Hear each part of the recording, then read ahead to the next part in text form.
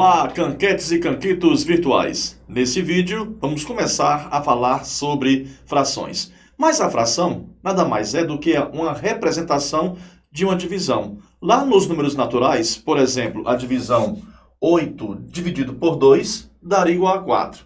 Este 8 é o dividendo e o 2 seria o divisor. Trazendo isso para uma fração, eu poderia escrever essa divisão de que modo? 8 sobre 2, numerador sobre o denominador.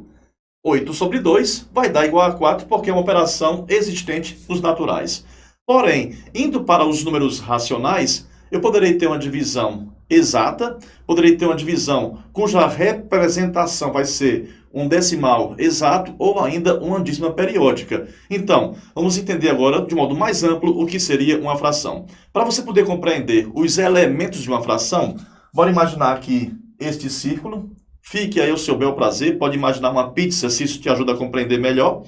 E vamos pegar, então, este círculo e dividir em 3 partes iguais. O número de partes que ficou dividido o nosso círculo vai ficar no denominador. Vamos imaginar, então, que eu pegue esta parte e esta aqui. Eu peguei 2 das 3 partes. O total de partes que eu peguei, eu coloco no numerador. Então, aqui eu tenho que fração? 2 sobre 3. Ou eu posso ler de outro modo ainda, que eu vou te explicar daqui a pouquinho nesse outro lado.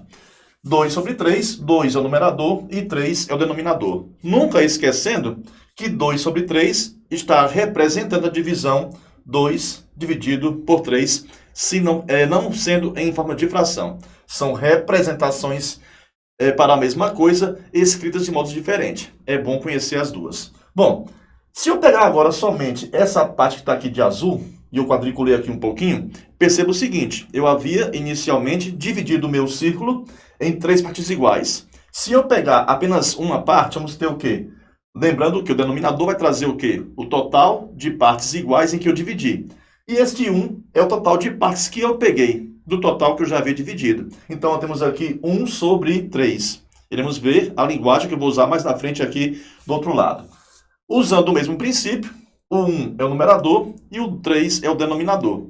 Percebam que se eu juntar essa parte de azul quadriculada com as duas partes que estão aqui de amarelo, eu vou formar o círculo inteiro, ou seja, 3 partes de 3. Vai corresponder a um todo. Tudo bem? Isso vai ser muito importante mais na frente, quando nós formos aprender a somar frações. Um outro ponto muito importante sobre frações é você compreender a linguagem, a nomeação de frações. Vejamos o seguinte aqui.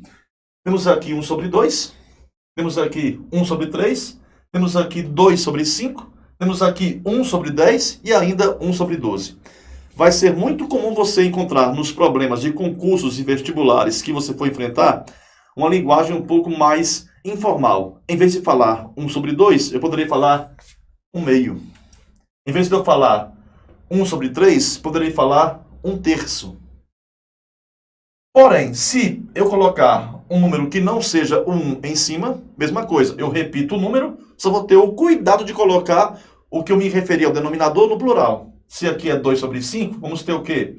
2 quintos. Se fosse 1 sobre 5, 1 quinto. Aqui eu tenho 1 décimo, do mesmo modo, se fosse 3 sobre 10, 3 décimos. Passou do denominador 10, tu vai falar o nome por extenso e colocar a palavrinha avos no final. Aqui eu tenho 1 sobre 12, ou seja, 1, 12 avos. Se fosse 2 sobre 13, 2, 13 avos. Vamos falar muito disso aqui quando nós formos resolver questões que envolverá fração de uma quantidade. Até o próximo vídeo. Bons estudos!